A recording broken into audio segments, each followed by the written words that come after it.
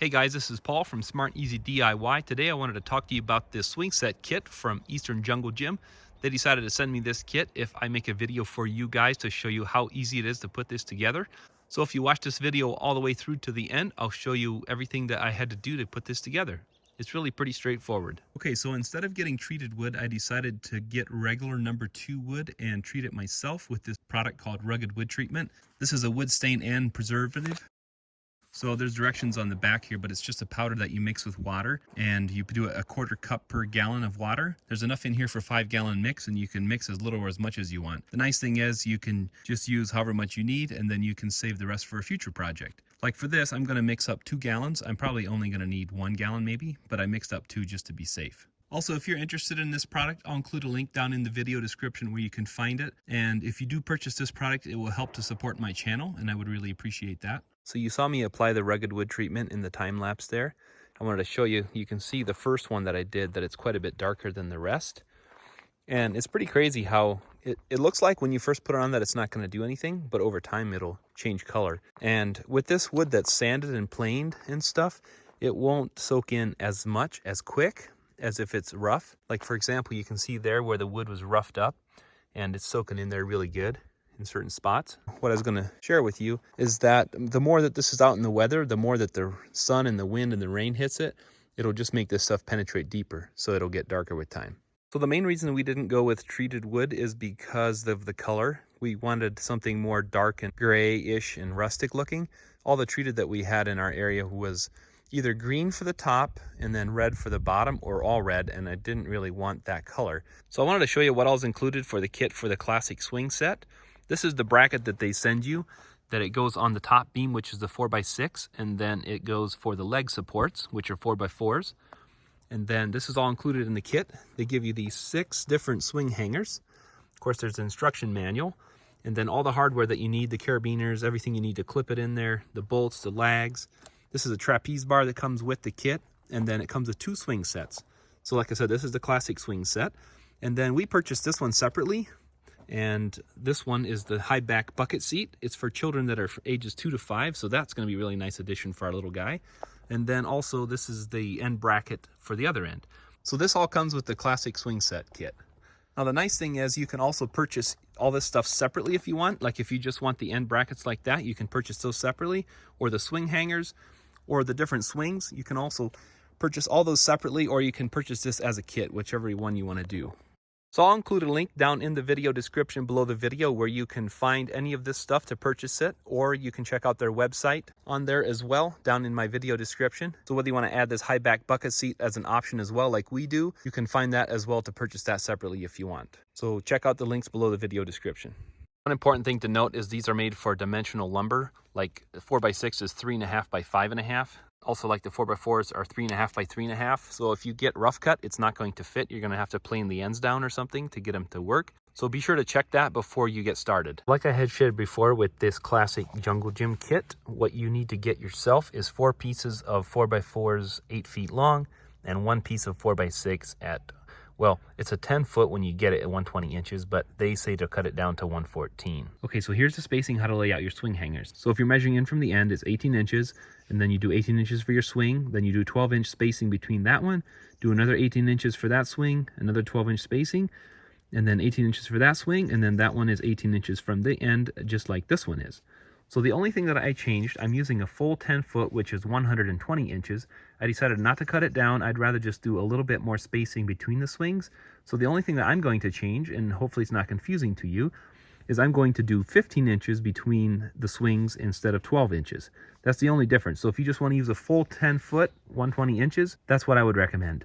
Just have a little more spacing between your swings instead of cutting it down. But I just wanted to show you both ways in case you want to do it exactly how the manual says, or if you want to do a full 10 foot, which is only 6 inches difference. Okay, so this is the first bracket, and this mark is going to be center, so you can do some measuring and figure out exactly where the edges are if you want, but this is a center mark for reference. So yeah, if you're hooking on to the outside, go 18, and then so this is the first one here, so it's 36 for the next one, and then in my case, since I did 15 inches in between, it's 51, and then 69, then it is right on 7 foot, 84. And then the last one is 102. And then if you measure out to the end, it's a full 18 inches. So for installing these swing hangers, of course, you have to put this on the bottom.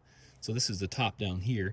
And you have to drill and put these long bolts here all the way through with lock nuts, and that makes for really strong. Okay, so the one tool that you're going to need is a drill bit that can reach all the way through. And this one isn't quite the right size, but it's long enough to get a pilot hole all the way through. So once you have this in place, then you can start your drill and then remove this and drill all the way through. And then I have this bit, which is a 7/16. This is what it actually has to be for these bolts to go through, so you can get them through just fine. So what I do is drill all the way through with this pilot bit and then drill in from both sides to make it the right size. So if you are getting one for this project specifically, get a drill bit that's 8 inches long, at least, so it can reach all the way through and be in your drill chuck.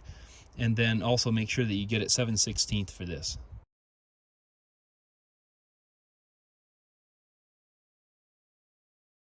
Now from the top side, now that you got it drilled all the way through, you got to put washers on the tops of your bolts. Put them through here. Then you hold your bolts and put this in here. Washers on these. Then you put the lock nuts on the bottom. Now you'll need some kind of a wrench. I'm using a ratchet on the bottom and box end wrench like this to hold it. So it's either size 14mm or 9/16. Either one will work. Then I just hold the top side with this wrench to keep it from turning and tighten it up. Before you make it all the way tight, the holes in these brackets are a little bit bigger than the bolts themselves, so you get a chance to center it perfectly. Even if your drill bit hole was a little bit off center, you can center this in your beam just so it looks centered before you completely tighten it. Also guys, you should go check out my Instagram at SmartEasyDIY and follow along on there to see what I'm up to on the daily basis. I'm always doing some kind of DIY projects. Okay, so these end brackets, I'm going to put it on this 4x6 first, and you just line it up even with the end. And then they have 3 holes on this side, 3 holes on the other, and they offset them, so you don't have to worry about the lags hitting each other in there, which is a great idea. So what they want you to do is pre-drill it with a 1/4 inch drill bit for the pilot hole. Then you got to use these 3-inch lags that are galvanized. They have a washer that you put on them. I'm going to use this drill, and I'm going to use a 1/2 inch socket to put this in. That's a 1/2 inch head on this, and I'm going to drive it in with this. Now you can just use a ratchet if you have one. That works too, and it works pretty easy if you have the hole pre-drilled. So I'm just going to use that to speed it up. You will also be using these same 3-inch lags for when you put the 4x4 posts in here. There's 2 holes on each side of this and 2 holes on the other side. So now that I mounted the end brackets on the 4x6 on top, I just was able to tip that a little bit and get these ones put in. So I'm going to lag these next on both sides right there.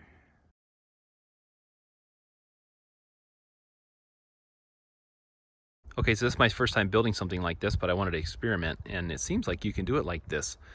So I just have that first one put in, like I said, and then once those are secure, then you can put this one in. And yes, it does have a little bit of a gap there, so you could technically pick this up a little bit if you wanted while you're putting the lags in.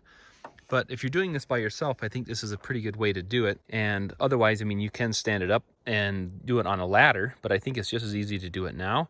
And they make these a little loose intentionally so you can slide it in there. So I don't think that's going to be an issue at all to do that. So I just did the same on both of these. Then I'm going to finish lagging them and ready to stand it up.